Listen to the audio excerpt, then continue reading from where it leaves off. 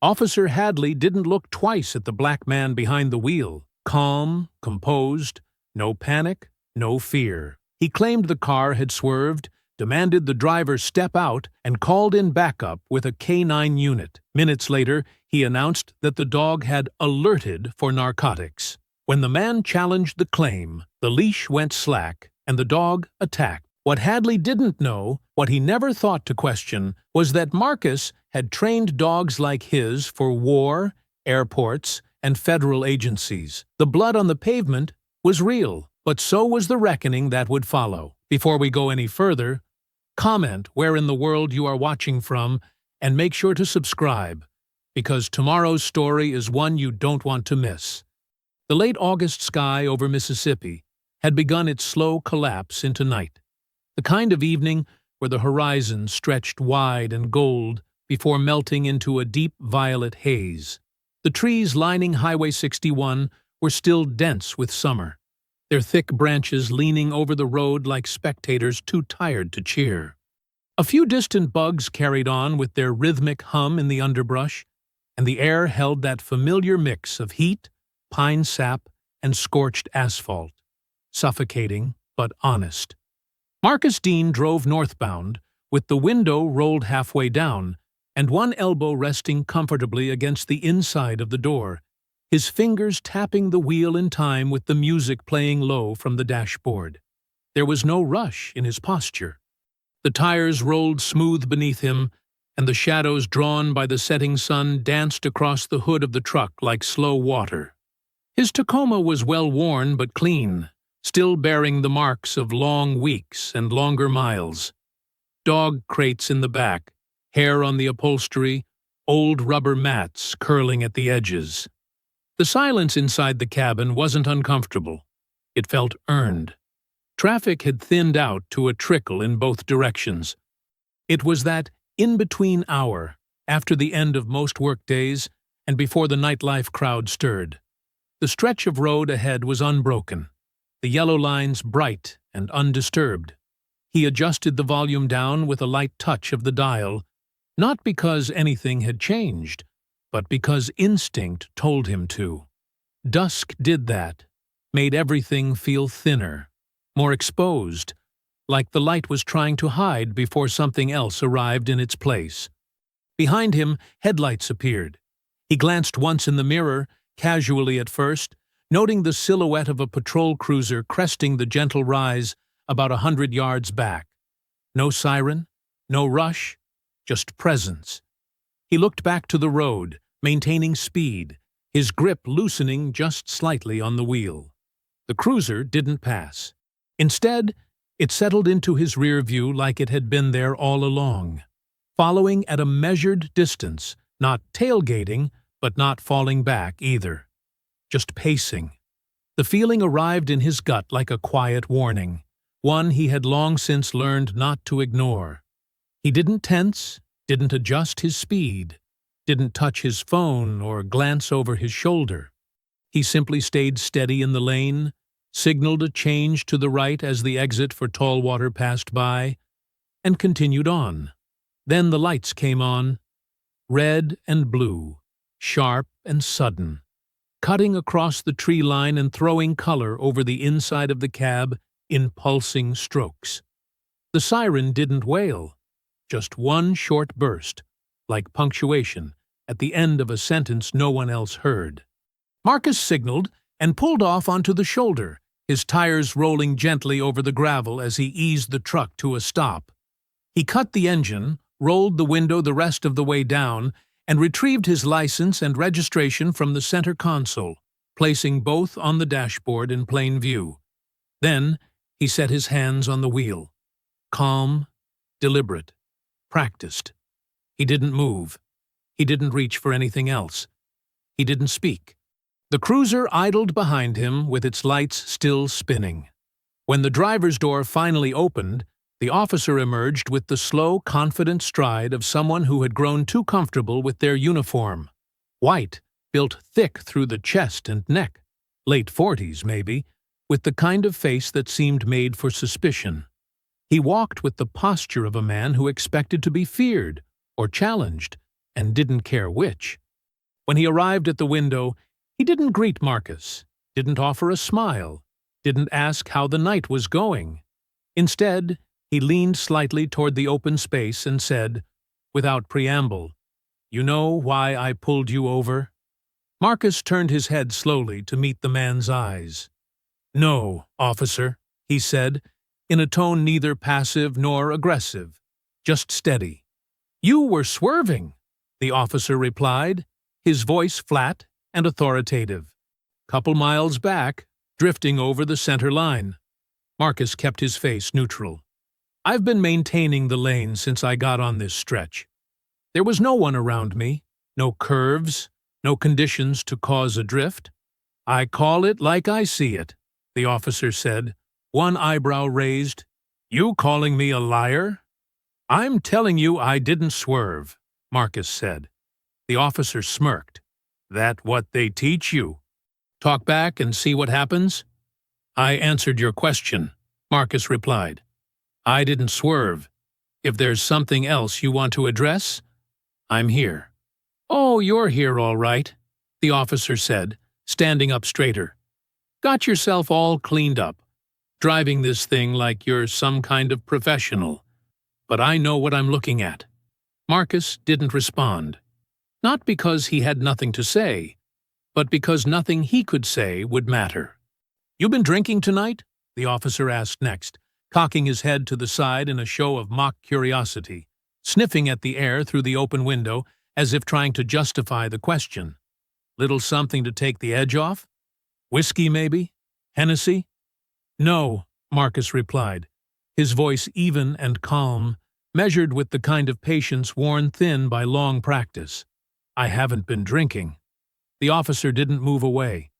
He leaned closer, his shadow folding into the cab of the truck, his eyes scanning Marcus's face like he was searching for a twitch, a tremble, anything that could be shaped into suspicion. "That's so," he said, the words slow and deliberate, dripping with disbelief. "Because I can smell something, and I've been doing this job long enough to know when a man's trying to talk slick to hide what he's really on." "What you're smelling is dog," Marcus said, his tone unchanged. "I've been around animals all day. That's what's in the air.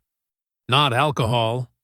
"You sure it's not masking something?" the officer asked, tapping the flashlight against the edge of the doorframe now, as though the steady rhythm of plastic on metal might help him think clearer. "You got any weed on you? Pills? Some kind of little helper in the glove box?"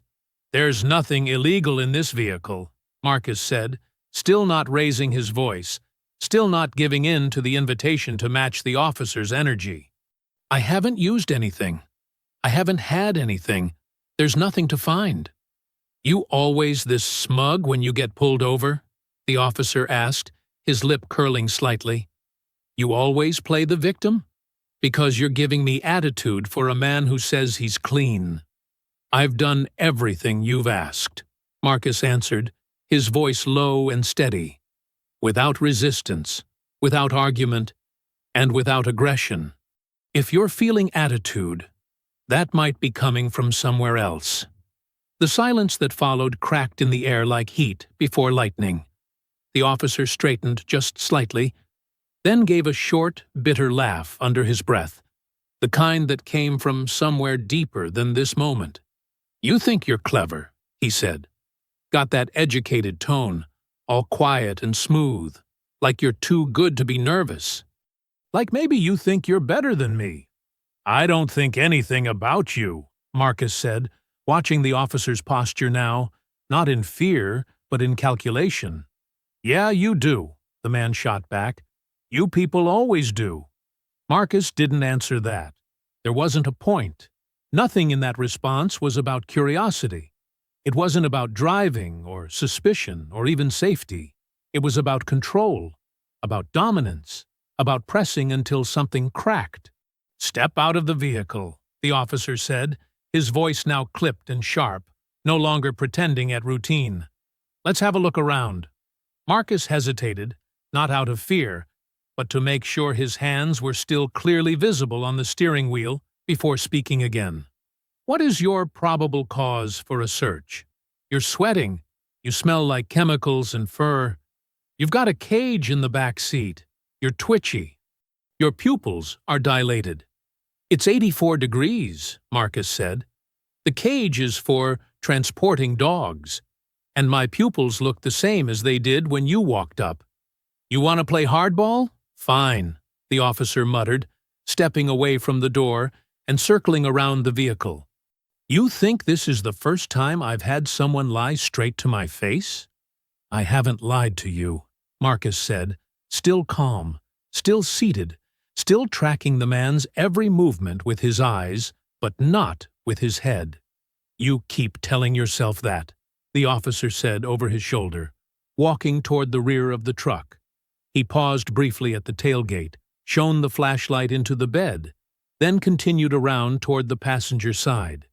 The gravel under his boots crunched in slow, purposeful rhythm, each step echoing the shift in atmosphere, cool professionalism giving way to something colder. When he returned to the driver's side, he didn't lean into the window this time. He spoke into the radio on his shoulder instead, pressing the transmit button like he'd been waiting for an excuse. Unit 2-3, I need backup on my stop. Solo male, non-compliant. Vehicle shows animal residue and possible concealment. Request K9 support. Repeat, requesting K9. Marcus sat perfectly still, listening to the hiss of the dispatch channel before the response came back with casual efficiency. Copy that, 2-3. Backup en route. K9, ETA 3 minutes. There was no discussion. No second questions. No chance to respond. The officer looked back toward Marcus with a grin that had nothing to do with politeness. Now we're getting somewhere. Within minutes, another cruiser pulled up, lights already flashing as it parked at an angle behind the first. The new arrival, another white officer, younger, leaner, arms crossed, stepped out and took position by the front bumper of the lead vehicle, saying nothing but watching everything. Then came the black SUV, sleek and squared, with K9 unit in bold white lettering across the rear hatch. The vehicle idled for a moment before the rear door opened, and out stepped a broad-shouldered man in his late 50s with a chest like a battering ram and a beard clipped down to a knife's edge. The leash in his hand led to a German shepherd, dark-coated and coiled tight with tension, its eyes sweeping across the scene before focusing on the truck. Sergeant Mercer didn't speak to Marcus. He didn't even look at him. He exchanged a glance with Hadley, then nodded once, signaling that he was ready. "The dog's gonna do a sniff," Hadley said, almost lazily now, as if he had already mentally logged this interaction as a win. "If he alerts, we go in." "I don't consent to a search," Marcus said, stepping out of the vehicle as ordered, moving slow, steady, controlled. He didn't make a show of it, didn't posture. He just stood with the kind of presence that didn't have to announce itself. "I've told you everything truthfully. There are no drugs in that truck, and I haven't used anything." "You don't have to," Hadley said, waving a hand toward Mercer and the dog. "The dog will tell us what's up." Mercer began moving the dog, leading him along the perimeter of the truck with clinical smoothness. The shepherd sniffed low across the front bumper, the door seams, the edges of the wheel wells. Its tail swayed once, neutral. Ears perked, but not locked. Marcus watched carefully. Not the dog, but the handler. The way Mercer shifted the leash slightly near the rear door.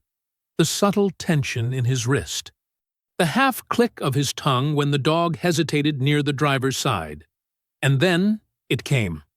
The dog barked. Once. Loud. Then again, sharper. Mercer gave another gentle tug, a signal that would look benign to the untrained eye. "He's alerting," he announced, with the same hollow confidence as someone reading a script. Marcus didn't move. "That's not an alert," he said quietly, not backing down, not panicked, just factual. Clear. "He's reacting to you. There's no physical cue from the dog, no tail stiffening, no ear pivot, no focal fixation. He's responding to your command, not a scent. "Excuse me?" Mercer asked, his tone mocking now, as if offended by the idea of being questioned. Hadley stepped forward, posture suddenly more aggressive. "What exactly are you saying?" "I'm saying he didn't alert on his own," Marcus replied. "You prompted him. That's not how detection works." "Oh, we've got ourselves an expert now," Hadley said, his voice rising, his body getting closer. "You want to accuse a certified K-9 handler of faking a drug alert?" "I'm not accusing anyone," Marcus said. "I'm telling you, there are no drugs in that vehicle, and what just happened wasn't a spontaneous indication. It was a forced reaction." "You want to keep running that mouth?" Hadley snapped. "Because I've got zero problem dragging you down to the station and letting you explain your attitude to a holding cell." "I haven't raised my voice. I haven't resisted," Marcus replied, standing perfectly still. "I've complied with every instruction. I've answered every question." Hadley's face twisted into something darker, something unmasked. "You think that tone makes you untouchable? You think standing there like some smooth-talking uppity—" "I think your ego's bruised because I won't shrink." That was it. Hadley stepped back and jerked his chin toward Mercer. "Send the dog in." "Wait," Marcus said, voice firm. "There's nothing to find." "He's already alerting," Mercer responded, snapping the leash once. "He's locked in. We've got justification." "No, you don't," Marcus said. "That's not a real alert, and you know it." "You don't tell me what I know," Hadley barked, suddenly inches from Marcus, the smell of heat and sweat and rage pressing against the air. "You want to play the smart guy? Let's see how smart you sound when you're bleeding." Mercer gave the command in tight, low German. The shepherd's body changed instantly. Its muscles tightened, tail lifted. It sprang forward like a coil released. Marcus didn't flinch, but the moment of calm was torn apart as the dog's jaws clamped down into the meat of his leg, teeth sinking through denim and flesh with machine precision. The weight of the animal took him down fast, driving him into the gravel shoulder with a sickening crack of bone and stone. The pain wasn't sharp at first. It was blunt, immediate, consuming. A pressure that built from within as blood flooded his pants leg and soaked the ground beneath him. He gritted his teeth, jaw locked tight, refusing to scream, not because he wasn't in agony, but because he wouldn't give them that satisfaction. The dog yanked, dragging him an inch, then another, tearing deeper, shaking its head in the way predators do to finish a kill. Marcus's fingers clawed at the ground, his nails catching on stones and shards of old glass, anything to ground himself in the moment. "Get the dog off him!" someone yelled from the road, female, outraged. Hadley didn't move. Mercer stood over them both, arms crossed, eyes unreadable. "I'm filming this," the voice came again. "This is Cara Vasquez, Channel 9. I'm filming everything." A horn blared. Another car stopped. More shouts, more movement. Phones raised, red lights flickered across half a dozen windshields. Still, no one moved. The shepherd barked again, still latched to Marcus's leg, its muzzle now stained a bright gleaming red. Finally, Hadley muttered, "That's enough," and Mercer gave a sharp release command. The dog let go. Marcus lay gasping on the ground, blood pooling beneath him, vision spinning as the faces above him blurred and reformed under the strobe of squad lights. He could taste copper in the back of his throat. His entire leg throbbed in time with his pulse, like it was trying to tear itself free from his body. But his mind stayed clear. His eyes locked on Mercer, who looked down not with remorse, not even with concern, but with the smug, silent confidence of a man who believed nothing would happen to him. And still, even through the pain, Marcus understood exactly what had just taken place. They didn't lose control. They used it. The beeping was distant at first, tinny, intermittent, like the echo of a smoke alarm in another room, but eventually it pulled him into full awareness. The ceiling above Marcus was a dull beige, the kind of institutional color that meant no one had taken a personal interest in it for decades. The light was dim but direct, angled from above in that way only hospital fluorescence could be. Harsh when it wasn't needed, and useless when it was. He blinked slowly. Once, twice, and the sharp drag of skin over dry eyes told him how long it had been since his last conscious thought. His leg ached like it had been split open and filled with fire. Beneath the blanket, he could feel the pressure of bandages, tight but not suffocating, layered with a practiced touch that belonged to someone used to stitching people back together after chaos had ripped them apart. His mouth was dry, the taste of gauze and iron and anesthesia sitting thick on his tongue. Every movement came with its own echo of pain, not sharp, not sudden, but deep, like something had burrowed inside him and decided to stay. Somewhere beyond the wall, a monitor pinged steadily. Across the room, muted voices murmured in casual tones, punctuated by the rattle of wheels over tile and the distant click of an elevator door opening and closing. He wasn't alone, but he wasn't attended either. He was being observed. He turned his head slowly, neck muscles resisting. The motion brought a bloom of heat behind his eyes, not from injury, but from memory. Something darker than pain, something embedded deeper than the bone. A flash of sand, the sting of grit against sunburned skin.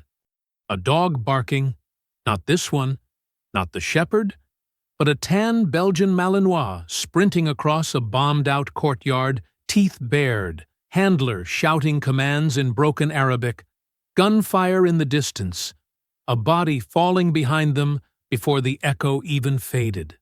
He closed his eyes hard, opened them again, and the beige ceiling returned. Not Iraq, not the base, not that courtyard near Basra, the hospital, the real world, except it wasn't real. Not yet. Not until someone said it was. The door opened softly. A man stepped in, tall, well-built, early 40s, skin the color of red clay, shoulders squared by habit more than vanity. His suit looked expensive but worn at the edges, like someone who could afford better but refused to waste money on image. He moved like someone who had once moved differently, less polished, more deadly, but hadn't forgotten the rhythm. J.J. Washington, old friend, former Marine, now an attorney with a downtown office, a growing reputation, and the kind of righteous anger that had gotten more focused with age. He didn't speak at first, just pulled the chair beside the bed a few inches closer, sat down, folded his hands, and let the silence stretch. Marcus turned his head just enough to meet his eyes. "You saw." "Everyone did," J.J. replied, his voice low but firm. "It's already all over social. News sites are replaying it on loop.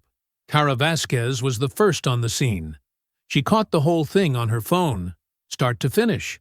Her station ran it before midnight." Marcus nodded, but slowly, like the acknowledgement cost something. "They still trying to justify it?" he asked. J.J. gave a short exhale that wasn't quite a laugh. "Hadley says you were acting erratic. Mercer claims the dog made a hard alert, said it looked textbook. The department's saying the attack was unfortunate, but justified under protocol. Standard copy-paste statement." Marcus closed his eyes again, but this time not from pain.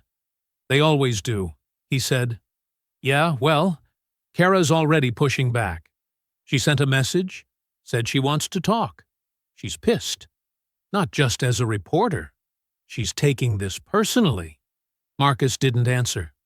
His mind was elsewhere. He wasn't thinking about the bleeding. Not the pain. Not even the dog. Not directly. He was thinking about the timing of the command. The leash slack. The handler's pacing. The way the dog moved in a straight line and paused where he was made to pause. The false cue. The absence of a real alert posture. JJ watched him closely. "You're not angry." Marcus opened his eyes again. "Not yet." "You will be." Marcus didn't respond. He was reviewing procedures in his head, starting at the beginning. Initial traffic stop. Alleged cause. Probable cause logic chain. Drug detection standards. Supreme Court precedent on K9 deployment windows. Handler language protocols. False alert triggers. Leash pressure. Vocal commands. All of it lined up. Just wrong. "Are they pressing charges?" he asked. "No, not yet. But they're talking about obstruction. Refusal to comply. Passive resistance." "Passive resistance," Marcus repeated, like the phrase itself tasted strange in his mouth. "That's the language," JJ said. "That's what they always fall back on when the camera doesn't lie. But they still want to explain the violence. How long have I been here?" 15 hours. You went under for surgery almost immediately. Clean tear across the quad. Dog got you deep. They said you'll walk again without a limp if you do the rehab. But it's gonna take time. Marcus nodded once. "And the shepherd?" "They took him back to the unit," JJ said. "He's still active." That was the moment something changed behind Marcus's eyes. Not rage, not despair, just clarity. "Get me the video," he said, voice flat. "I already have it," JJ replied. "And Kara's got more."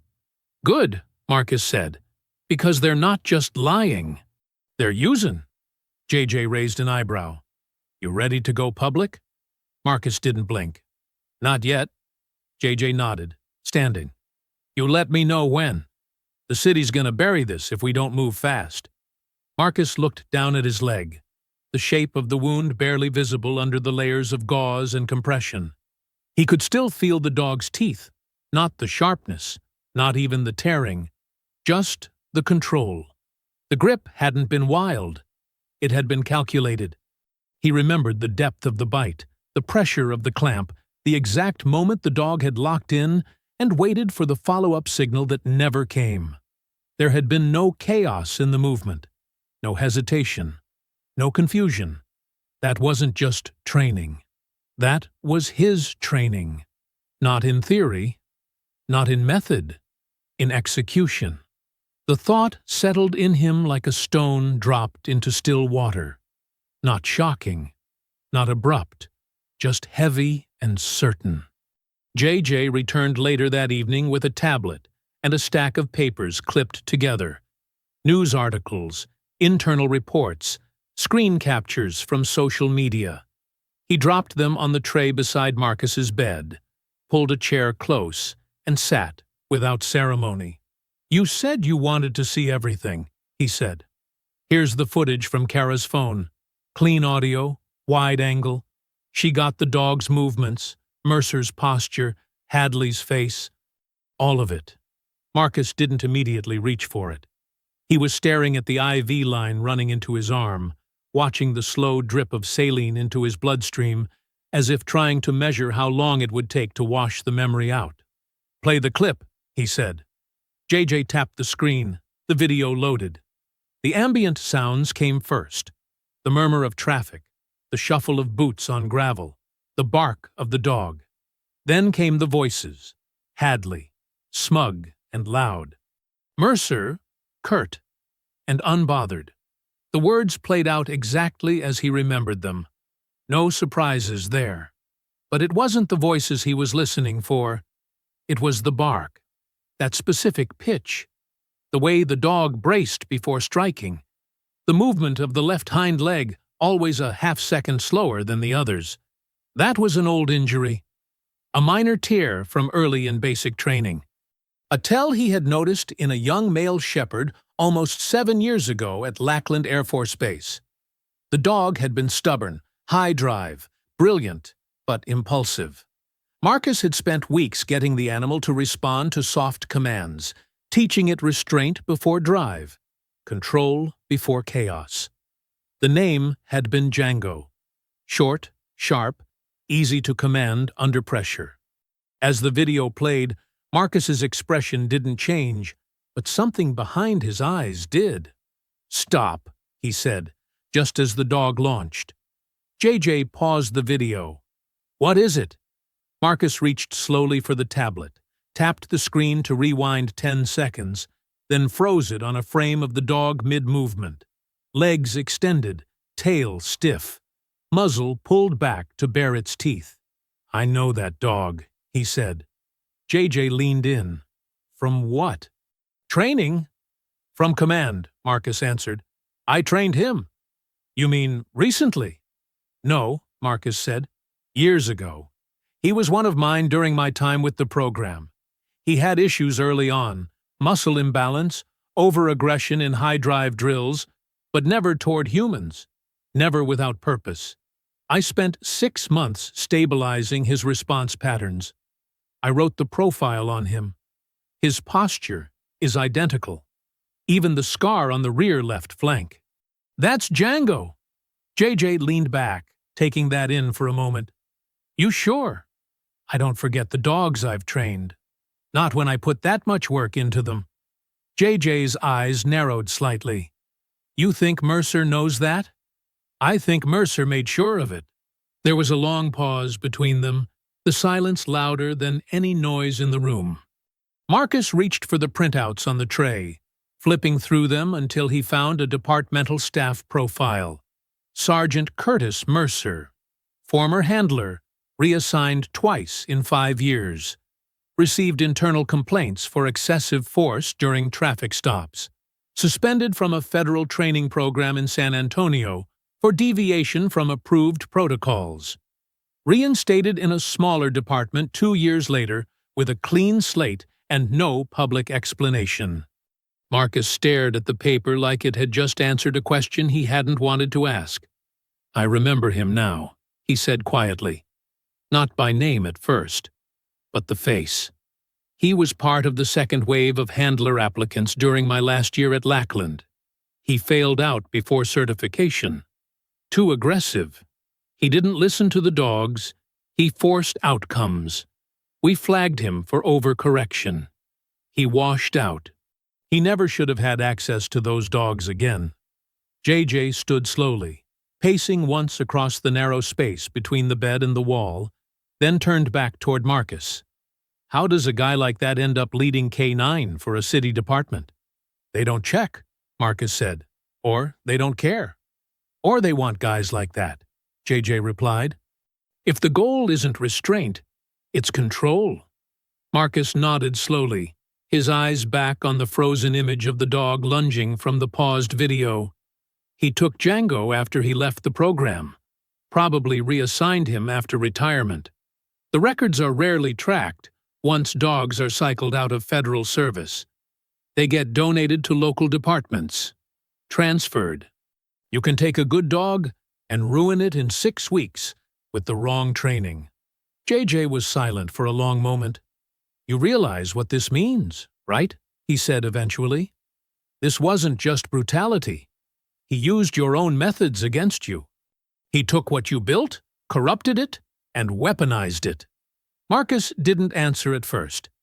He just stared at the screen again, watching the frame as though something more might reveal itself if he looked long enough. Then he said, "He didn't use my methods. He used the silhouette of them. Just enough form to look legitimate, but none of the substance. None of the respect. None of the structure." JJ sat again, this time closer. "So what's the next move?" Marcus didn't hesitate. "I want his training records. Full logs. If he put Django through a recert, it'll be on file. I want to know what he changed. I want to know how deep this goes. You think he's done it before? I think this isn't his first fake alert. And I think Django isn't the only dog who's been twisted." JJ stood again, already reaching for his phone. "I'll put in the request. We'll have to go through a few back channels, but if there's paperwork, we'll find it." As JJ walked out, Marcus laid back against the pillow and stared once again at the beige ceiling. The pain in his leg was constant now, dull but insistent. He ignored it. What Mercer had done wasn't just personal. It was a betrayal of the work, of the trust he'd built with animals who didn't know how to lie. And now, one of them, his own, had been turned into a weapon to tear him apart. The discharge paperwork took less than 30 minutes to sign, but walking out of the hospital felt like crossing through a wall of heat, sound, and scrutiny that didn't exist when he went in. The late-day sun pressed down on his shoulders like something personal, as if it had been waiting to see if he would still stand after everything. His right leg was bound tightly from thigh to knee, his steps stiff, balanced on a cane he hadn't asked for, but knew better than to refuse. JJ walked beside him, phone in hand, already scrolling through a flood of notifications and media pings.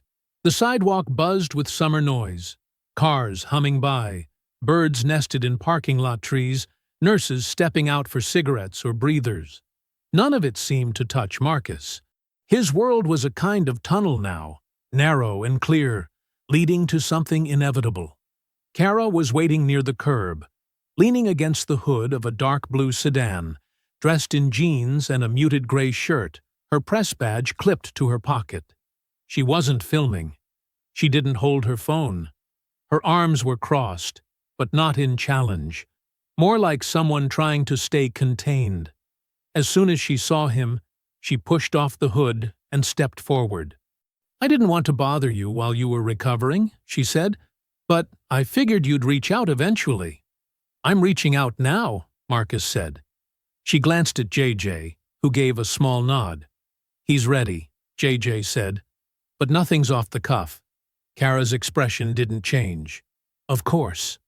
They drove to a small cafe just off the highway, one that Marcus remembered from years back, but hadn't visited in ages. It was quiet, with tall windows, clean wood tables, and an older couple running the counter who didn't stare or whisper when he limped through the door. That was enough. They sat near the back, far from the entrance, and Marcus let the room settle before speaking. "I know the dog," he said. "The one Mercer deployed. His name is Django. I trained him 7 years ago at Lackland. His posture, his timing, even the scar on his left flank. It's him." "No doubt." Kara blinked once. "You trained the dog that mauled you?" "Yes." She didn't speak immediately. When she did, it was quieter. "And Mercer?" "Was a trainee in the same program," Marcus said. "Didn't finish. Got flagged for violating procedure, using aggressive correction, disobeying leash safety, falsifying canine responses in field simulations. He washed out. The last time I saw his name, it was on a failed handler report." JJ slid a folder across the table toward her. Inside were 2 printouts, one from the training center archives showing Django's original placement profile, and the other a scan of Mercer's removal letter from the federal program. Kara scanned both carefully, her eyes flicking back and forth with practiced speed. "I've already confirmed the dog's transfer," JJ added. "Django was reassigned after retirement, entered a donation program 2 years ago. The trail is murky after that, but enough paperwork points toward the local department pulling him in for K9 use." Marcus leaned forward, voice steady. What Mercer did wasn't a bad decision in the heat of the moment. It was the planned misuse of a dog he knew would obey that command with precision. He took my work, corrupted it, and used it to do exactly what he wasn't allowed to do when he failed out of the program.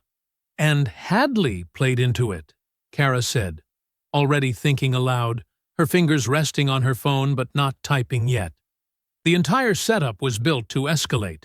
Manufactured probable cause, false alert, aggression justified through paperwork. "They've done this before," Marcus said. "I don't know how often." But that wasn't improvisation. That was repetition. Kara's voice dropped. "Do you want to go public?" "Yes," Marcus said. "But not all at once. Let them lie first. I want to see how they move when they think they still control the narrative. Kara nodded slowly, the weight of her reputation behind her expression. I'll start with the piece on the alert video. Just what's public. No claims, no accusations, just breakdown, frame by frame. I'll cite the absence of real alert behaviors and leave the door open for expert commentary that doesn't name you. That's fine, Marcus said. Let them talk themselves into a corner. The article dropped 48 hours later. It didn't explode. It ignited. By the end of the day, it had been picked up by 3 major syndicates. Social media latched onto the still frames. The moment Mercer signaled with the leash, the dog's confused posture, the immediate and brutal takedown. A side-by-side comparison of real versus false alerts began circulating among veteran handlers. Experts began commenting anonymously, confirming what Marcus already knew. This wasn't detection. It was staging. The department issued a generic press release the next morning, labeling the incident under review and calling it regrettable but procedurally sound. Mercer was placed on desk duty. Hadley remained on patrol. The mayor declined to comment. The PR machine was moving, but so was Marcus. He didn't do interviews. He didn't post videos. He didn't shout. Instead, he opened a notebook and began writing names. He contacted 4 former colleagues from his training days. 3 of them had gone on to civilian K-9 work, 1 in Denver, 1 in Atlanta, and 1 just across state lines in Arkansas. All of them had worked with dogs who had been transferred through the same federal retirement channel. All of them had seen red flags in the records coming out of Marcus's city. False alerts, aggression in low-stress environments, commands issued without cause, and all of it signed off by Mercer. He's reconditioning them, one handler said on a call, taking stable dogs and turning them into weapons, and whoever's signing off on his research is either complicit or not paying attention. Marcus compiled statements. He built a timeline. He gathered redacted case reports where handlers like Mercer had used questionable alerts to initiate arrests that were later dropped. Patterns emerged. Marcus wasn't looking for one mistake. He was building a pattern of behavior, something so deeply embedded it would be impossible to brush off as coincidence or rogue action. By the end of the week, he had a folder an inch thick and a drive with enough footage, transcripts, and affidavits to build a civil rights case before the department could write its next press release. The storm hadn't hit yet, but the winds were changing, and Marcus was already standing in the eye. Later that night, long after the cafe had emptied out and the rain had shifted from a steady drizzle to the soft hiss of wet pavement beneath passing tires, Marcus sat alone at his kitchen table, the old military folder open in front of him. The house was quiet. JJ had gone for the night, promising to follow up on the recertification trail in the morning. Kara had left too, but not before handing him a hard drive filled with archived field footage she thought might help him prove his case. He hadn't opened it yet. Instead, he stared at the folder, at the lines of text, the names, the codes, and the dates. But his mind wasn't in the present. It was back in Iraq. Not in the violence, not at first, but in the strange calm that settled between missions, the kind of stillness that felt like silence, but was always crowded with fear, fatigue, and heat thick enough to weigh down your bones. He saw a younger version of himself, sitting in a corrugated metal operations tent outside Najaf, sand caked in every fold of his uniform, neck still damp with sweat, boots lined with grit so fine it clung even after 4 rinses. The electric hum of generators vibrated through the floor, and the smell of burnt plastic and diesel lived in the air like it had been born there. That's when she had walked in. Kara Vasquez, 26, impossibly young for a war correspondent, but already carrying the expression of someone who had seen things she would never fully describe.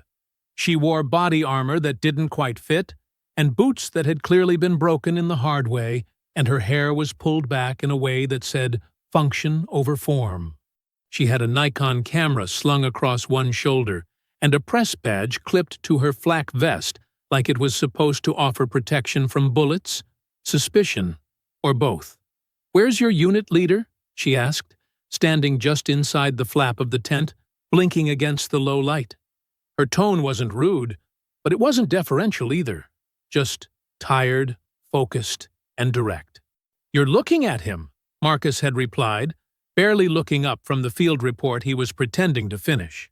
"I was told I'd be embedded with your patrol until next week," she said, taking another step in, the canvas floor crackling beneath her boots. "I assume someone's going to tell me the rules of engagement before we leave." He looked at her fully then, studied the shape of her stance, the way her fingers rested lightly against the camera strap, but not the equipment itself, the way her eyes didn't wander or flinch even when the crack of distant gunfire echoed faintly beyond the compound wall. "You want to walk with the unit?" he asked. "I don't want to sit in a Humvee while the real story passes me by," she said. "I want to see it. That story might include you getting shot at." "That would be honest," she said. And that was the start. Over the next several days, Kara embedded with his squad on every rotation. She didn't speak unless spoken to. She didn't interrupt the rhythm of movement. But she noticed things. She asked questions that were too sharp for her age, listened in a way that made even the most hardened guys lower their voices and answer fully, and documented everything without voyeurism or dramatics. When another correspondent tried to stage a photo of children in a bombed-out courtyard, Kara snapped at him loud enough to get the captain's attention and then deleted the shot herself. At night, in the brief hours between briefings and movement, she'd sit outside the barracks beside Marcus, both of them drinking gritty instant coffee from plastic mugs and staring into the silence beyond the wire.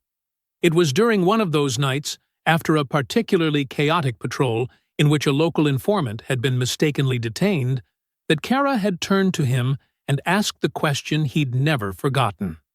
"Do you ever get used to being right about danger before anyone else sees it?" "No," he'd said after a moment. "But you do learn when to speak and when to wait. And you always wait, until it matters," he said. Back in the present, Marcus blinked once, and the memory cleared like smoke dissipating. He was still in the kitchen. The folder was still open. But the part of him that had stayed in that memory, the part that still remembered Kara, not as a journalist, but as a comrade, had shifted slightly. He reached for his phone.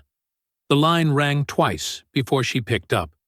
"I was just about to call you," she said, her voice warm with the kind of exhaustion that didn't dull the clarity behind it.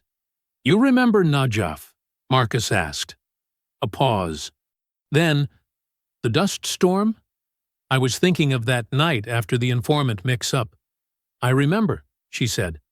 "That was the first time I trusted a soldier more than I trusted the people paying me to tell the story." He didn't respond right away.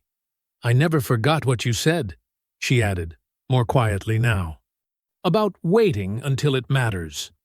Marcus looked at the folder again, at the damage Mercer had done to everything they both used to believe could still be repaired. "It matters now," he said. "Yes," Kara replied. "It does." As they sat on opposite ends of the call, her in a small apartment cluttered with hard drives and field notes, him in a dim kitchen still smelling faintly of iodine and hospital plastic, the distance between them didn't feel like absence. It felt like preparation. They weren't young anymore. They weren't idealists. But something old had started to wake again. Inside her. Inside him. Something that hadn't stirred since Iraq. Not just a cause, not just conviction. A kind of trust, not blind, not reckless, earned. And neither of them would be backing down. The neighborhood had always been quiet after dark, but tonight the stillness didn't feel restful. It felt constructed, artificial, like something had pressed down on the natural rhythm of the streets and silenced it into submission. Even the insects seemed absent. No sirens in the distance. No music bleeding through open windows. No idle arguments or laughter from porches. The silence was too complete, too perfect, and Marcus felt it settle on his shoulders like a weight that didn't belong to him. He moved through the alley behind his house with care, not from fear, but from discipline. The limp in his step hadn't slowed him much, and though he carried the cane, it was more for disguise than support. He didn't trust calm nights. Not when the days leading up to this one had carried the fingerprints of surveillance. The same SUV parked across the street 3 nights in a row, headlights flickering once too often, an unfamiliar drone buzz near his window that didn't sound like neighborhood toys. These weren't amateurs, they were deliberate, and they were escalating. By the time he reached the edge of the lot near the old warehouse, Marcus already knew he wasn't alone. He had sensed it in the weight of the air, in the silence that swallowed his footfalls, in the faintest scratch of gravel under boots that were trying too hard to move like shadows. He didn't turn around, didn't glance over his shoulder or break pace. That would have betrayed awareness, and what they wanted, more than anything, was fear. He could hear the whisper of voices now. Not full words, just tone and rhythm, the same low, controlled cadence used by men who believed they still held the leash of a situation. One of them walked with a soldier's stride, slightly overcorrected, the left foot dragging half a second behind. Mercer.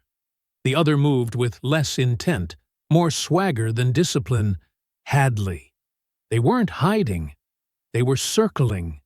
The moment Marcus crossed into the mouth of the narrow path between the storage yard and the loading dock, he heard the distinctive sound of leashes being unbuckled.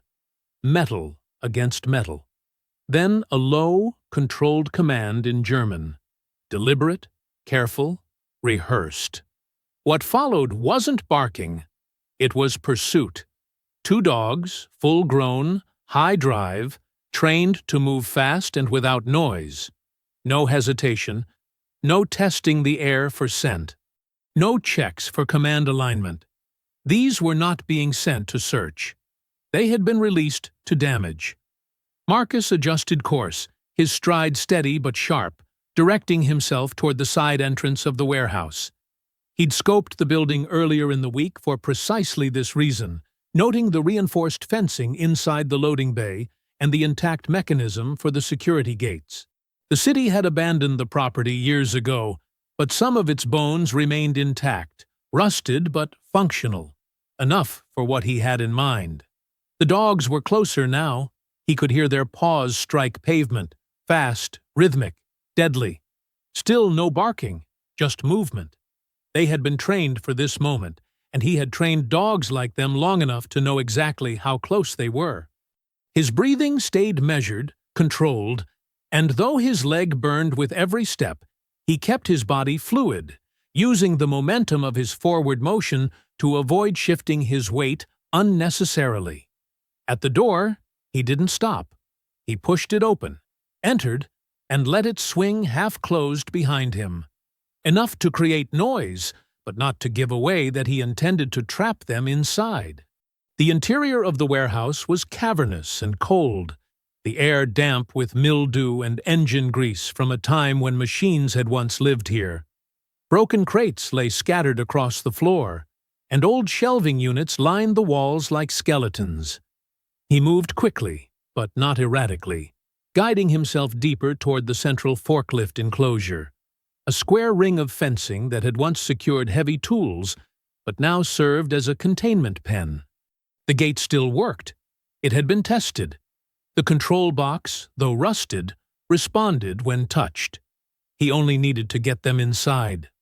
A sharp growl echoed behind him, not from aggression, but recognition.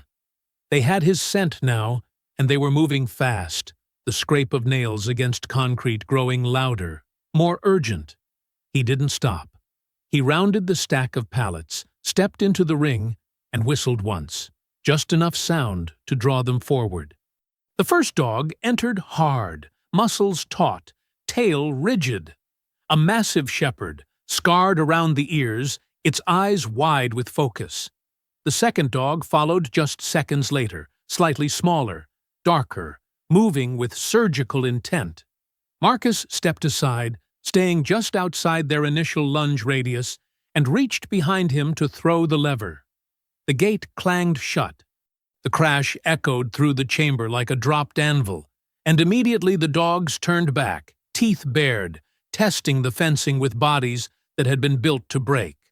But the gate held. The structure was steel, bolted into concrete, stronger than the handlers had known.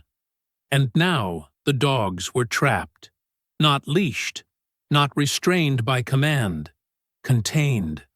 Marcus backed away slowly, his breathing still controlled, eyes watching every twitch of their posture. He didn't move with panic, didn't look away.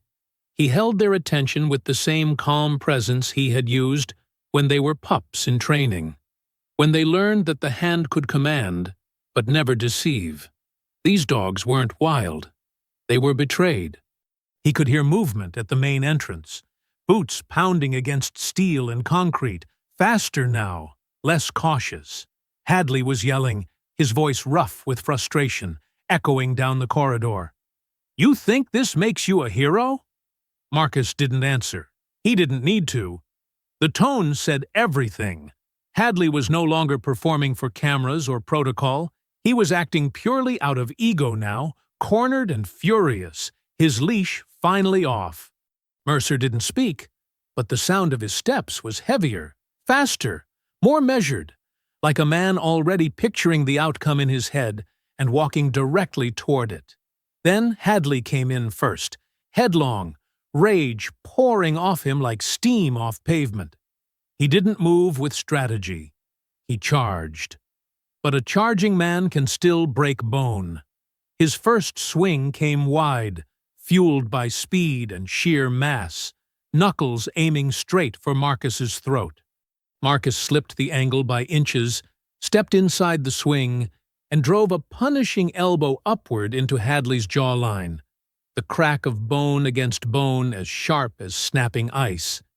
Hadley staggered back, but didn't fall. His eyes were wild, spit foaming at the edge of his mouth, blood already painting the side of his chin. He recovered fast and came again, lower this time, throwing his shoulder into Marcus's ribs. The impact sent both of them skidding across the concrete floor. Marcus hit first, back colliding with a steel support beam, the reverberation flashing white across his vision. No time to catch breath. Hadley was on him again, swinging, punching, biting with fists that didn't stop, even when they missed. Marcus blocked high, took a hammering blow to his collarbone, felt the joint pop slightly under the force, but turned the pain into motion. He grabbed Hadley by the collar and yanked forward, letting the man's momentum do the work before slamming a brutal knee up into Hadley's gut. The air burst from Hadley's lungs like a vacuum snap, and Marcus spun, pivoted, and drove the heel of his boot into Hadley's thigh. The leg buckled, and Hadley dropped, catching himself with one hand as he reached under his coat with the other. Gun. Marcus didn't wait. He dove, crashing into Hadley just as the muzzle cleared the holster. The weapon skidded across the floor, spinning beneath the rack of broken pallet crates. Hadley clawed toward it, but Marcus grabbed him by the ankle, dragged him back, and slammed a fist into the side of his neck hard enough to shut down movement. But the sound of the second entrance was already behind him. Mercer entered like a ghost, silent, efficient. A predator who had studied this fight while Hadley burned through it. He moved with precision. Feet set wide, knees bent slightly, hands open, assessing range before committing. Marcus didn't rise fully. He used his crouch as leverage and launched up fast, throwing a looping right aimed at Mercer's jaw. but Mercer caught the arm mid-air, twisted it, and stepped behind. Marcus turned with him, breaking the lock before it could tighten, but Mercer moved fast and clean. No waste, no anger, just training. They collided, grappling now, elbows and knees grinding against each other's torsos, twisting for leverage, each trying to unbalance the other. Mercer shifted his weight low and drove a knee into Marcus's bad leg. Precise, deliberate. Marcus grunted, teeth gritted, and responded with a short headbutt to Mercer's nose, the sudden crack a splash of red and cartilage. But Mercer didn't flinch.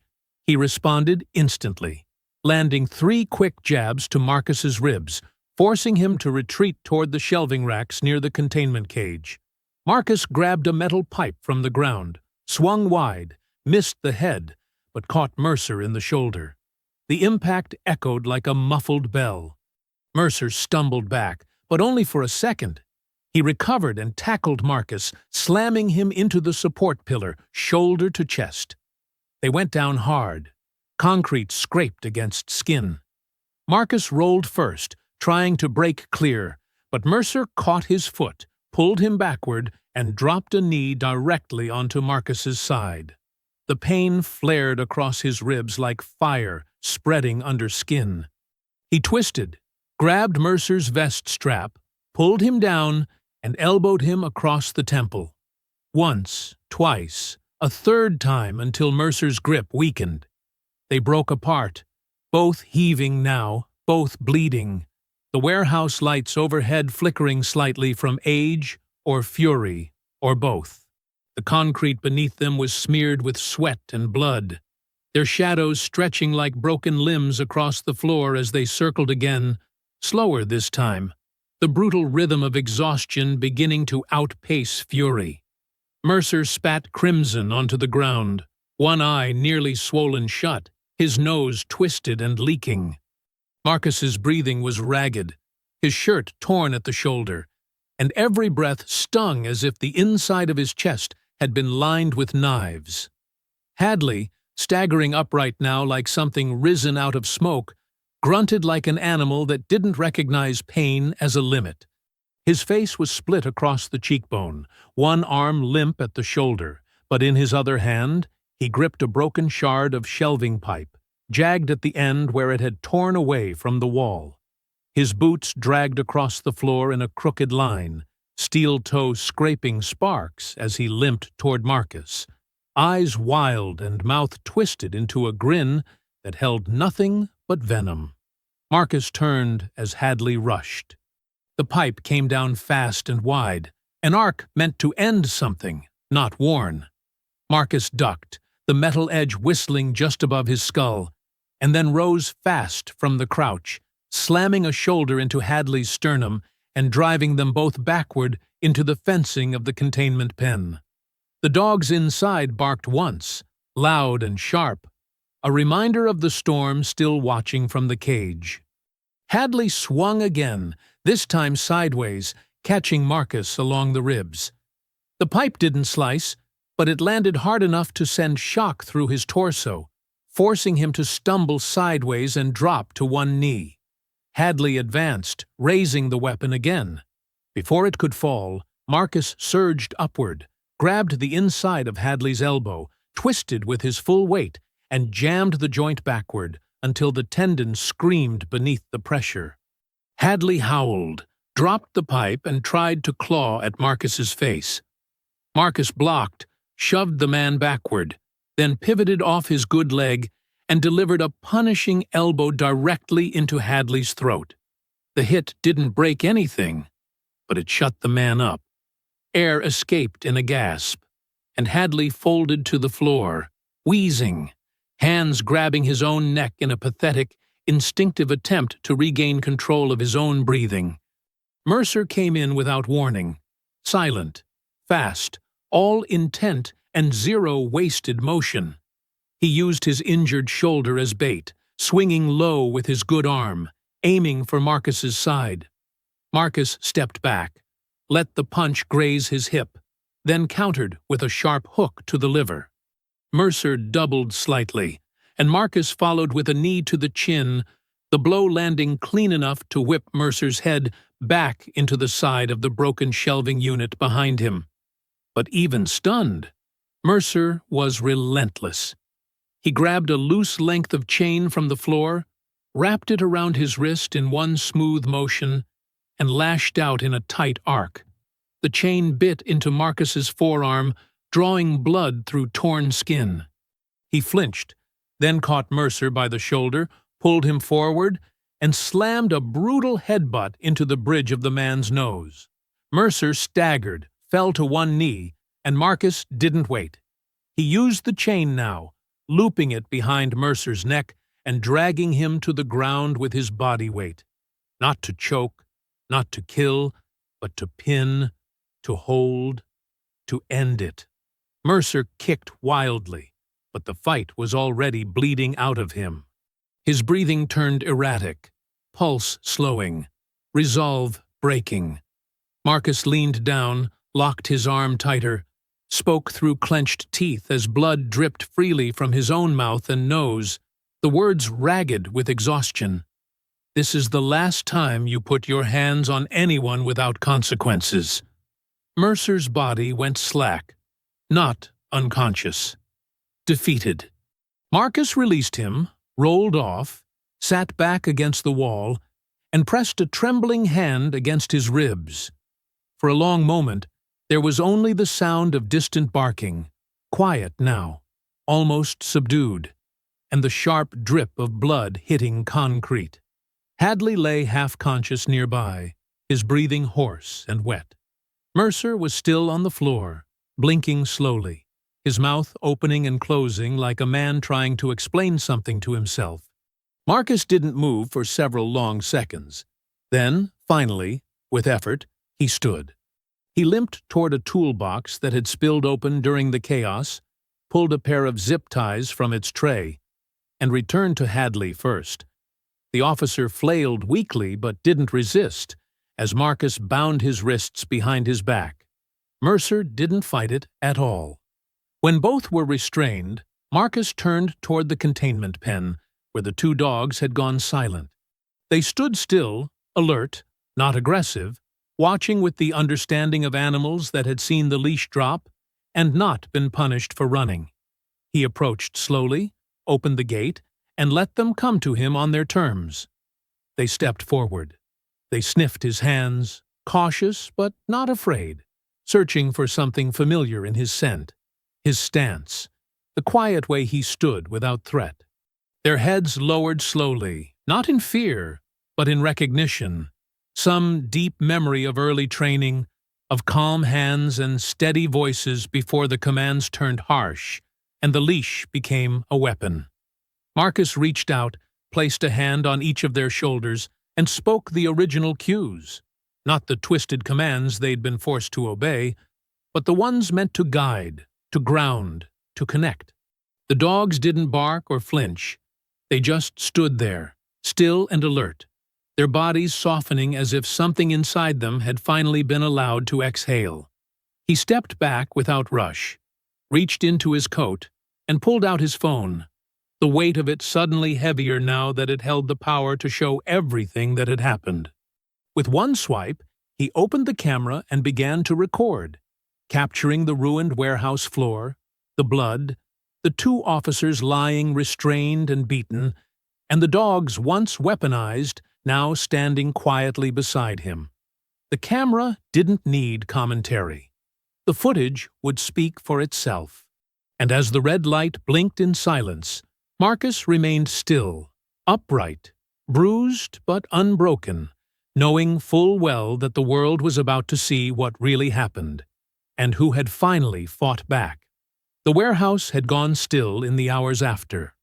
The concrete had dried with blood in its cracks, the air heavy with the metallic scent of sweat and rust, and the echo of boots, barking, and fists had faded into memory. Marcus had stayed just long enough for the authorities to arrive, for Mercer and Hadley to be taken into custody, restrained, bruised, and sputtering through half-hearted lies that no longer held the weight of authority. He had spoken only when necessary, provided his recording, answered the medic's questions through shallow breaths, and declined a second ambulance ride despite the searing pain in his side. There was something else he needed to do first, something that couldn't wait for healing or headlines or lawyers. The drive to the facility had been quiet, the kind of silence that didn't offer peace, only focus. Marcus had driven alone, replaying every second of the attack in his mind. Not the punches or the pain, but the way the dogs had looked at him before it all began. There had been confusion in their eyes, not rage. Something trained, yes, something sharpened by cruelty, but beneath that was hesitation, a flicker of the bond they once had before everything was twisted by the men who had failed them. He couldn't leave them in cages, not now, not after this.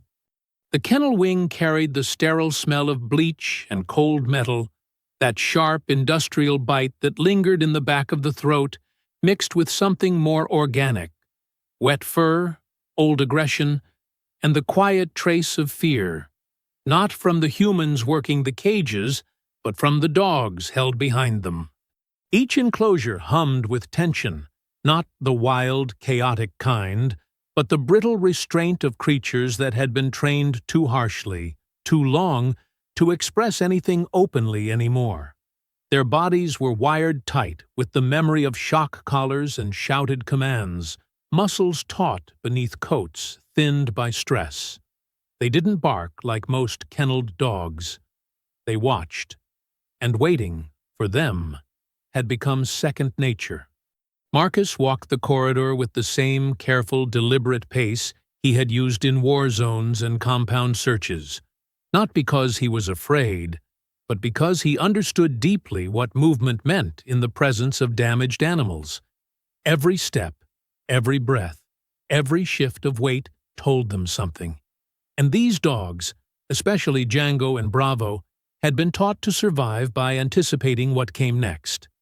He passed the first few cages without pausing, letting each set of eyes adjust to the fact that he wasn't dressed like Mercer or the others, that he didn't carry a prod, didn't hold a leash or a clipboard, and wasn't here to dominate or control. The dogs responded to that slowly, some tilting their heads, others pressing their bodies into the backs of their pens. Uncertain, but curious in that deep, cautious way dogs study you when they're trying to remember what safety used to feel like. Django was near the end, housed in a wide enclosure with reinforced bars and claw marks etched deep into the steel from months, maybe years, of anxiety left unchecked. He stood at the far wall, facing the entrance, posture tense but not aggressive, his ears drawn back and tail still, not tucked, but low enough to signal uncertainty. His coat was duller than Marcus remembered, and a faint scar ran along his hind leg, the kind that doesn't come from training accidents but from deliberate punishment. Bravo, just across the aisle, paced his pen in tight, repetitive circles, his nails clicking against the concrete in a metronome of frustration, tail held stiff and mouth twitching, as if every loop around the enclosure was another reminder that he hadn't been allowed to rest. A young handler had already learned the price of impatience. Bravo had bitten him during a leashing attempt, not out of fury, but confusion. A reaction formed when commands are inconsistent, and pain is handed out more frequently than praise. Marcus didn't speak as he approached. Words meant nothing if tone betrayed them, and too many of these dogs had been taught to flinch at kindness because it always came before correction. Instead, he lowered himself to a crouch in front of Django's gate and rested his hands on his knees, palms open, facing up, a posture of offering, not control. The silence stretched long, thick with uncertainty and memory. Django didn't approach at first, but he didn't growl either. His eyes narrowed, his nose lifted slightly, and he inhaled. Once, twice, then deeper, as if memory was something that could be drawn from scent alone.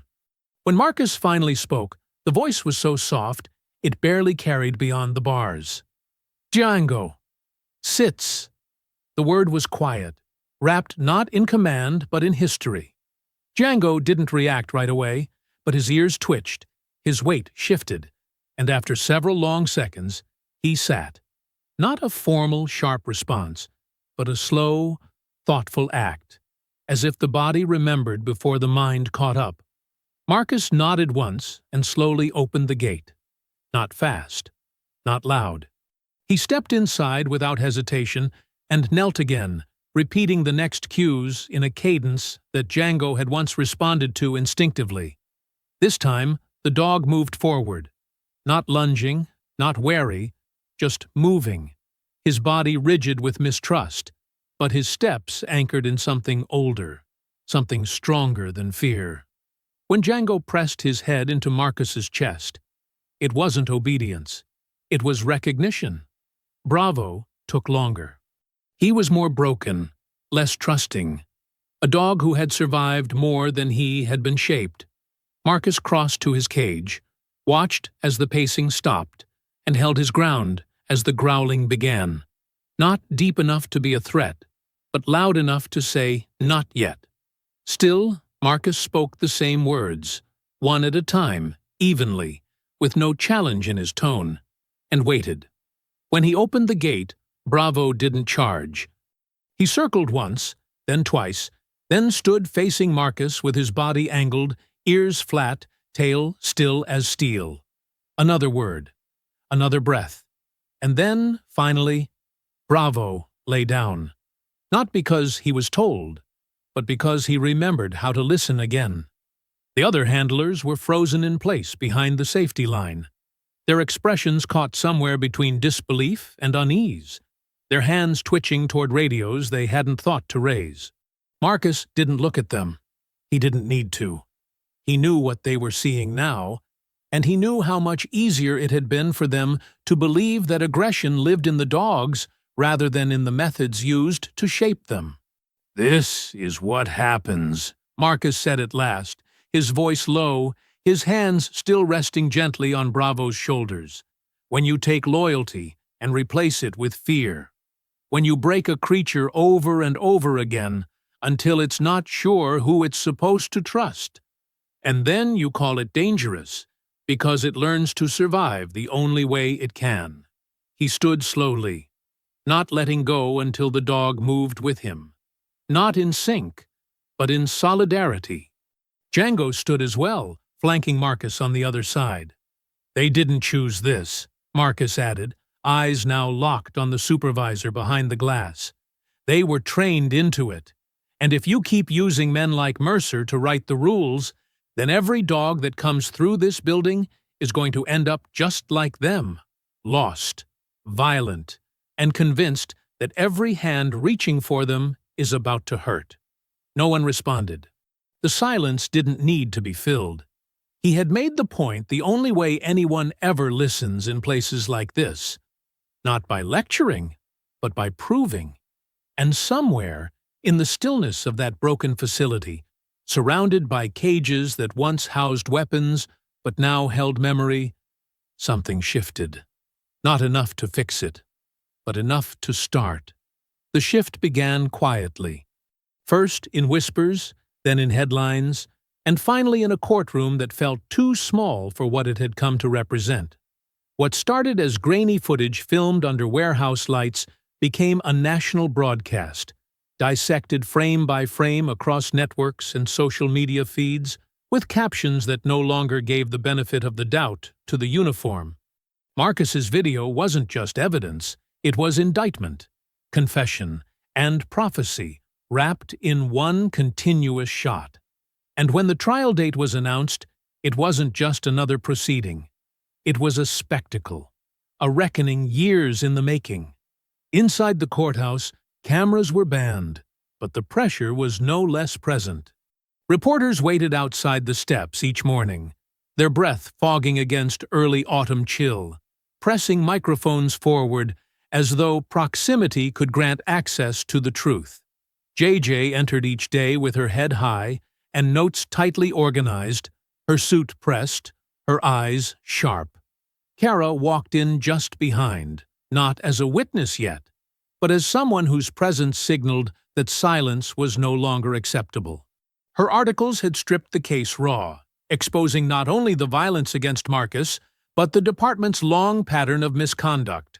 Doctored canine training logs, altered deployment reports, use of force records buried behind administrative jargon, each one now a loose thread JJ pulled in court, one by one, until the entire tapestry started to unravel. The courtroom itself was a study in contrast. Hadley and Mercer seated at the defense table in tailored suits that couldn't quite hide the weight loss, the tension, or the bruises not yet faded from Marcus's fists. Neither man made eye contact with him as he entered, and when they whispered to their attorneys, it was with the twitchy restraint of men who had long been used to being feared, now forced to explain themselves. When Kara finally took the stand, the room shifted again. Not because of theatrics, but because of clarity. Her testimony wasn't emotional, but it was devastating in its precision. She laid out what she saw on the roadside. The moment Marcus tried to speak calmly and was ignored. The way Mercer gave a barely visible leash flick, a signal trained handlers would recognize as deliberate cueing, not a reaction to a real alert. She spoke of the crowd that began to gather, the cell phones raised in shaky hands, the moment the dog lunged and Marcus screamed. She didn't cry. She didn't dramatize. She gave the jury the moment as it happened, clean and without exaggeration. JJ followed it by walking the courtroom through the footage again, this time on a large monitor, pointing not to what was obvious, but what had been missed until Marcus explained it to her. The unnatural tension in the leash, the specific position of Mercer's hand just before the so-called alert, the body language of the dog, uncertain, confused, ears low. Then she brought in the records, falsified logs with identical timestamps, performance reports with entire sections copied and pasted between different dogs, evaluations signed by supervisors who were no longer with the unit. Every page was another splinter driven deeper beneath the department's skin. When it came time to cross-examine Hadley, JJ didn't rush. She let him settle, let him puff up slightly in the witness box, his posture rigid with rehearsed confidence. She asked simple questions first: date of the stop, his stated cause, the sequence of radio calls. He answered in clipped professional tones, clearly trying to reassert control over a narrative that had long since broken from his grip. But JJ was deliberate. She slowly introduced inconsistencies, each one small but cumulative. Why the initial report said Marcus had slurred speech when the body cam audio was clear. Why the dash cam had a gap during the critical moment when Mercer issued the alert. And why a K9 unit that was supposedly assigned elsewhere had arrived within 2 minutes of the traffic stop being initiated. Hadley bristled. The courtroom held its breath. When she brought up Lena Brooks, former supervisor of the K9 division, recently subpoenaed, Hadley's shoulders stiffened. JJ introduced her calmly, without fanfare, letting the jury see that the department's own former leadership had turned on its rank and file. Lena's testimony, though brief, was surgical. She confirmed Mercer had been expelled from Marcus's original program for manipulating alerts and using unauthorized aggression cues. She confirmed Hadley had filed falsified field reports in at least 2 other stops that never led to charges. She confirmed, most importantly, that both officers had operated for years without meaningful oversight, and that her internal warnings had been buried. Then she said the one thing that broke the mask completely. I warned the department that Marcus Wynn's training materials were being twisted. They didn't just ignore me. They encouraged it. The silence that followed was electric. Hadley broke first. He stood suddenly, slamming his open palm against the edge of the witness stand as if volume could unmake what had just been said. The judge barked for order, bailiffs moved quickly, and Hadley, red-faced and stammering, began to shout something about lies, about conspiracy, about people not understanding what it was like out there, his words unraveling faster than he could control them. Mercer stayed seated, face drawn tight, jaw locked, a man watching his house burn down one floor at a time. The judge struck the outburst from the record, but didn't forget it. When J.J. requested bail be denied due to instability and threat of witness intimidation, the judge didn't hesitate. Request granted. Officers Mercer and Hadley will be remanded to county custody until sentencing. The gavel hit wood like a final heartbeat. And with that, the courtroom emptied, one side silent in defeat, the other silent in awe, as Marcus stood slowly from the gallery. Not triumphant, not vindictive, just tired, but finally seen. The trial may have locked Hadley and Mercer behind bars, but Marcus knew the story didn't end with them. What they did wasn't rogue behavior. It was too systematic, too clean, too well-practiced to have grown in the dark without permission. Somewhere behind the uniforms, beyond the courtroom testimony and clipped denials, there was an infrastructure. It was the kind that didn't leave fingerprints in obvious places, but if you knew where to look, and more importantly, how to look, the pattern began to reveal itself. It started with a file. J.J. had forwarded it to Marcus after receiving it anonymously. PDFs stripped of metadata, exported without headers, just page after page of training logs that didn't match official department records. They were handwritten in places, redacted sloppily in others, but the dates aligned with deployments Marcus had already flagged.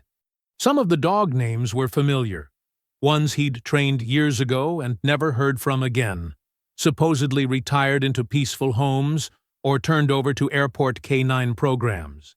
But according to the logs, they had been transferred to private units, a vague term that carried no official designation.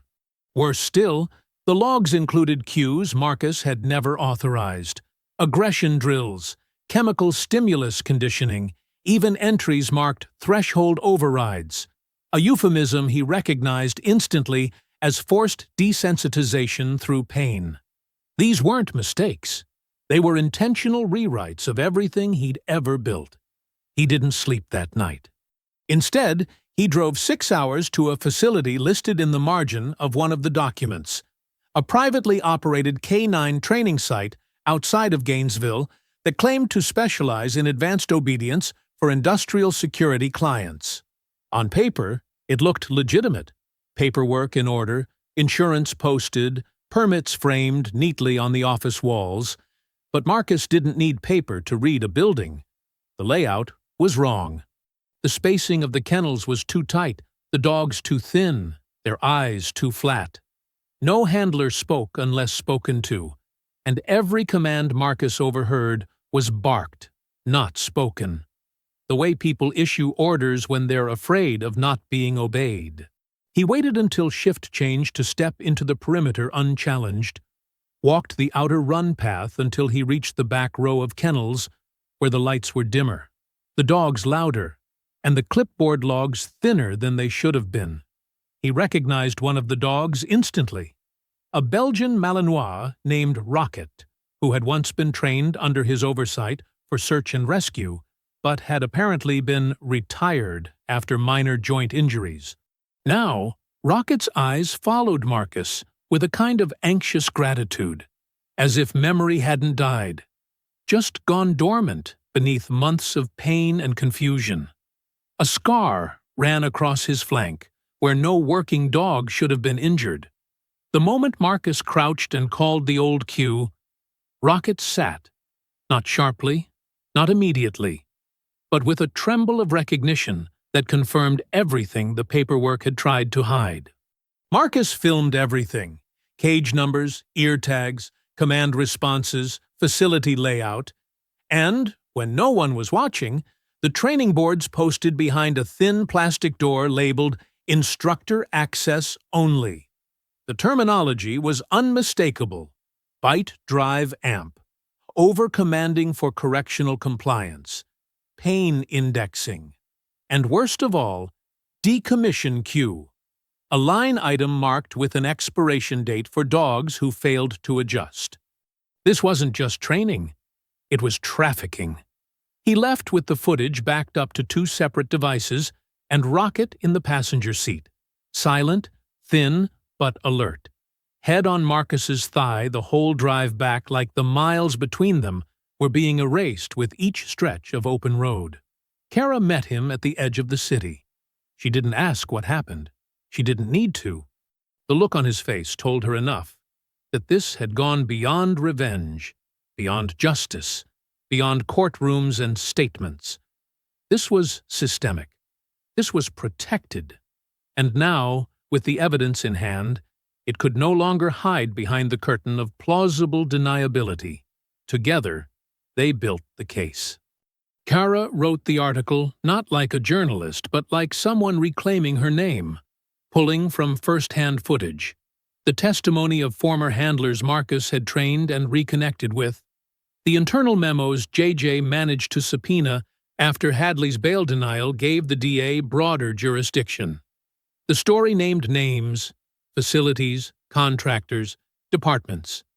It connected dots between K-9 retirements and private security firms in multiple states, outlined how dogs labeled aggressive were redirected through shadow networks to training farms that rewrote their instincts and sold them to companies with little oversight. Mercer wasn't just a rogue element. He was a recruiter, a gatekeeper, and, in some cases, the one reprogramming the dogs himself using notes he'd stolen from Marcus's original manuals. When the story went live, it hit like a hammer, not just across the state, but nationally. Departments released statements of concern. Officials called for independent investigations. The public, already reeling from the trial footage, now saw that the 2 officers weren't just abusers. They were frontmen for something deeper. And when Marcus released the names of the dogs he recovered, each one trained once to serve and later twisted into fear-based tools, readers didn't just share the post. They demanded action. A state task force was assembled within weeks.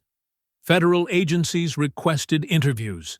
Marcus received offers from law enforcement reform committees, from animal welfare organizations, from congressional aides, but he didn't answer right away. He wasn't done yet, because exposing the network was only part of the work. The rest would be burning it down. The backlash came not as a wave, but as a slow, grinding tide, inevitable, corrosive, and loud in all the wrong ways. For every handwritten letter that arrived folded into envelopes lined with quiet gratitude, for every whispered thank you in a hallway or a nod exchanged across a courthouse corridor, there were 10 more voices casting him as a traitor to order. A man so consumed by personal vengeance he would tear down the walls that protected everyone else just to prove a point. The headlines were split, some calling him a hero, others calling him reckless, inflammatory, dangerous. On television panels and anonymous forums, they debated not the truth of what he exposed, but whether it should have been exposed at all. And Marcus, watching it unfold in real time, understood what few ever admit out loud. People are far more afraid of losing their illusions than they are of confronting injustice, and they will defend a lie that comforts them long after the truth has screamed itself hoarse. He didn't respond publicly. He didn't correct the narratives, didn't wade into comment sections or argue with half-informed radio hosts trying to turn his story into a soundbite. He stayed focused. The truth was already out there, and no amount of noise could stuff it back into silence. But the mayor's office, bowing to the pressure of optics and civil unrest, announced a town hall meeting. A chance, they claimed, to clear the air, though everyone in the city knew what it really was. An attempt to contain the narrative, to reframe Marcus not as a whistleblower, but as a complicated figure whose story had maybe gotten out of hand. The auditorium filled long before doors officially opened. Officers stood posted at the walls with arms folded and expressions unreadable, ordered not to interfere unless provoked. Reporters milled near the exits, their cameras already rolling, their microphones waiting for something volatile to catch. Marcus stood alone at the front of the stage, not behind a podium, not flanked by handlers, not wearing a uniform or a suit, just present, grounded, steady in the spotlight that burned down from above like an interrogation lamp, casting long shadows that felt far too familiar. JJ sat in the front row, eyes fixed on him, calm and coiled like a lawyer even when she wasn't working. Kara sat beside her, her notepad closed, the article already written in her mind, waiting only for its final beat. The crowd was restless, clapping in some corners, glaring in others, and in between them, a tense quiet that clung to the walls like static. He didn't lecture. He didn't defend. He simply told them what they needed to hear, not to win them over, but to remind them what had been allowed to grow in their blind spots. He spoke of Mercer and Hadley, not as monsters, but as products of a system that rewarded aggression and punished empathy. He spoke of the dogs, Django, Bravo, Rocket, not as victims alone, but as reflections of what happens when loyalty is warped into violence and trust is trained into silence. He laid out the chain of neglect, the falsified records, the evidence uncovered and verified and laid bare before the court. There was no performance in his voice, no swelling monologue or carefully planted applause lines. Just the truth, stripped of drama, anchored, in fact, delivered by a man who had nothing left to prove, but everything left to change. And yet, the tension didn't ease. The crowd still leaned forward with suspicion curled around their shoulders like smoke, waiting for something they could challenge, something they could boo, something that gave them permission to dismiss what they were hearing. But it never came. Instead, something else did. Near the end, after a long pause filled only by the subtle hum of overhead lights and the weight of unspoken questions, a boy no older than 8 stood slowly in the second row, climbing awkwardly onto his chair, as if he wasn't sure he had the right to speak, but couldn't leave without asking. His voice, when it came, was small, thin enough to crack the silence, but pure enough to hold it. "If they train the dogs to hate," he asked, his hands tight around the back of the chair in front of him, "can you train them to love again?" The room didn't shift. It stopped. There was no ripple of laughter, no uncomfortable coughs or shifting feet, just stillness. Marcus looked at him, not around the room, not toward the cameras, but directly at the boy, and lowered his body slightly so they could see each other without the distance that stage lights always try to create. He didn't answer immediately, didn't stall for effect, didn't explain. He just said the word. Yes? No applause followed, no cheers. But the stillness that held the room didn't break. It deepened.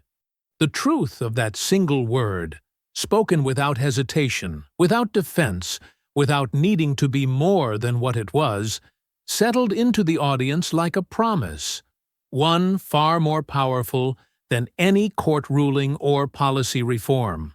Because for the first time, someone had answered without pretending the question was complicated. In Washington, the room was colder than Marcus expected. Not in temperature, but in tone, the kind of cold that came from sterile carpet, high ceilings, and polished wood furniture designed more for spectacle than comfort. The Federal Oversight Committee had convened under the title of Transparency. But Marcus had been in enough debriefings to know that most of what happened in rooms like this was theater. Still, this time, something was different. They weren't just letting him speak. They were listening. And not because they wanted a headline or a quote for the transcript, but because what he'd exposed couldn't be buried under protocol anymore. Too many people had seen the footage. Too many names were on record. And too many dogs, still alive but damaged, stood as evidence of a system that had prioritized control over conscience. He gave them the timeline, the testimony, the facts. But he didn't stop there. He gave them the structure, the layers of complicity that had made abuse possible not just in one precinct or one training unit, but across multiple states, through public contracts, private loopholes, and the silence of officials who signed off on paperwork they never read. He outlined the training distortions, the market trail for dogs rerouted to international security firms, and the way those animals were then re-exported as liabilities once their conditioning collapsed under pressure. He showed them how it started, with a leash, a voice, and a single wrong cue, and how it ended, in blood, in fear, in cages that held ghosts of loyalty turned violent through neglect. A week later, the committee's report was unanimous. Hadley and Mercer were sentenced with maximum penalties allowed under federal conspiracy statutes, their convictions strengthened by obstruction, falsified reports, and animal cruelty charges. The courtroom was packed that day, not just with journalists, but with people who had followed Marcus's journey from roadside victim to systemic truth-teller. When the sentences were read aloud, 37 years for Mercer, 32 for Hadley, no one cheered. The victory wasn't about punishment. It was about acknowledgement, the kind that couldn't be appealed. The investigation that followed cracked open what Marcus had only begun to uncover. Arrests spread across state lines. Trainers, contracting agents, former law enforcement supervisors, all swept into indictments linked by the same pattern. Dogs stolen from honorable service, turned into products, and discarded when they broke. And for the first time, federal reform didn't come in the form of recommendations. It came with teeth. Marcus declined press conferences. He ignored podcast invitations and high-profile interview requests. But when the letter came, signed by the new head of the Office of Canine Behavioral Standards, stamped with a formal offer, he accepted. Not because he needed the recognition, but because it was the only way to make sure the next generation of dogs never had to unlearn the violence taught to them in the name of order. He didn't take the job alone. The program's foundation was built not in a capital office or academic center, but in a rural facility outside Atlanta, an open-air space designed with quiet in mind, with sunlight, grass, and trails that had nothing to do with obedience drills. Former handlers came to retrain under his leadership, some of them Marcus's own former students, now returned to help rebuild what had been taken. And in time, the scars began to soften. Django and Bravo were part of the first wave. It didn't happen overnight. Their triggers were deep, buried under layers of mistrust and instinct, sharpened by fear. But Marcus worked with them the way he always had, with patience, precision, and language that didn't demand submission but offered partnership. Slowly, they began to respond, not out of habit, but because the space allowed them to remember who they had once been. 6 months later, footage surfaced of a community event in Macon. The camera panned across a wide green field, filled with local families, veterans, and their children. Marcus stood near the center, wearing his training vest, his expression steady but softened. Django sat beside him, tail low but relaxed, eyes tracking calmly. Bravo lay nearby, rolling slightly onto his side as a toddler approached with an open palm and no fear. Marcus gave a subtle nod. The dog responded with a soft, forward movement, pressing his nose gently to the child's hand before lying back down again. The crowd didn't erupt. There was no applause, just quiet awe. Because in a world so used to spectacle, sometimes the most radical thing you can show them is peace. Later that night, as the sun set over the fields and the crowd began to thin, Marcus stood at the edge of the enclosure and watched the dogs settle. Kara stood a few steps behind him, arms crossed, eyes thoughtful. She didn't speak at first. When she did, her voice was quiet. "You think it's enough?" she asked. "What you built?" Marcus didn't answer right away. He watched as Bravo leaned against Django, as two dogs who had once been trained to hurt, now rested with nothing to guard. "It's not about enough," he finally said. "It's about different." She nodded.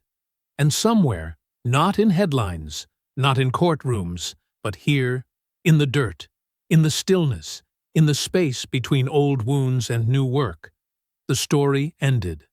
But the work began." The new training facility didn't announce itself with gates or guard towers, didn't flash credentials or press badges into passing hands. It stood quietly on the edge of a wooded ridge, shaped less like an institution and more like something grown from the land itself.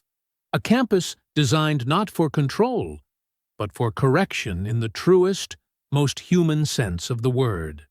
Wide trails stretched across open fields where dogs moved freely beside their handlers. No leashes, no raised voices, only small gestures, body language tuned to the kind of trust that doesn't need to be commanded. Along the outer paths, new recruits walked slowly, learning not just how to give direction, but how to read intention, how to ask, not demand, how to guide without punishing, and most of all, how to listen. Marcus walked among them, not with the posture of an instructor, but with the quiet awareness of someone who had already fought the fire and was now focused on rebuilding from ash and memory. Every structure here, from the open kennels to the low-lit observation rooms to the padded training rings, had been designed with recovery in mind, not just for the animals, but for the people who had come through systems that taught them obedience mattered more than empathy, that loyalty was only useful if it was unthinking, and that control had to be absolute. Here, those ideas weren't challenged by protest. They were overwritten by example. Kara stood near the southern end of the field, camera steady against her shoulder, recording what would be the first of many graduation ceremonies, not staged for the press, but filmed as documentation. Proof that change wasn't a slogan or a speech, but something real, something hard-earned, something that took root slowly but deeply. She didn't narrate or script. She let the visuals breathe. Handlers walking side by side with rehabilitated dogs, issuing commands with clarity, not force, watching the animals respond not from fear, but from recognition and confidence, a rhythm that had once been lost, now fully reclaimed. Lena Brooks stood just behind the handler's table, her expression focused, clipboard held tight under one arm, as she nodded to each passing trainee, her badge newly engraved with her role as Director of Internal Compliance. No one here outranked her. She had been the one to expose the patterns that made the network possible, and now she ensured every system built in this place had limits, had logs, had accountability layered into every process, not as a show of control, but as a commitment to the kind of transparency that prevented old ghosts from taking root again. Her presence was quiet, but unshakable. Near the spectator ring, JJ watched the ceremony unfold from a shaded bench, her hair pulled back, her notes for the day tucked away in a folder she hadn't opened since the morning. Her firm had taken on a dozen new civil rights cases since the trial ended, each one connected to patterns uncovered during Marcus's investigation, cases involving excessive force, false alerts, racial bias disguised as procedure. And though her work had intensified, her presence here was not as an attorney. It was as a witness to something she had fought to make possible. She didn't smile often, but as Django trotted past, his posture relaxed and tail swaying low, she allowed herself one. At the far edge of the field, Marcus paused beside a young woman no older than 22, her uniform marked by the green armband of a first-year trainee, her eyes sharp with focus, but weighted by something more than nerves, something like purpose. The dog seated in front of her, a sable-coated shepherd named Lyra, sat without tension, her breath slow, her attention fully tuned to the figure beside her, waiting not for commands, but for intention. Marcus didn't raise his voice. He didn't pace. He simply stood, every inch of him calm and certain, and spoke to the gathered handlers not as a trainer, not as a survivor, but as someone who had earned the right to speak without apology. "You don't control a dog with fear," he said, his voice even, his eyes scanning the line of faces that had gathered not to be shaped into copies of the old system, but to learn how to lead something new. "You lead with trust." There were no whistles, no bursts of applause, just a line of dogs sitting quietly, unmuzzled, ears tilted toward the wind, still and steady beside the people they had come to know as partners rather than masters. Peace didn't need to be declared. It simply needed to be witnessed. And as the camera lens captured the final wide shot, handlers standing beside their dogs, sunlight breaking through the trees, the old scars no longer visible but no longer hidden. There was no need for narration, no need for summary. The story wasn't ending. It was beginning again, the right way. I hope you enjoyed that story. Please share it with your friends and subscribe so that you do not miss out on the next one. In the meantime, I have handpicked 2 stories for you that I think you will enjoy. Have a great day.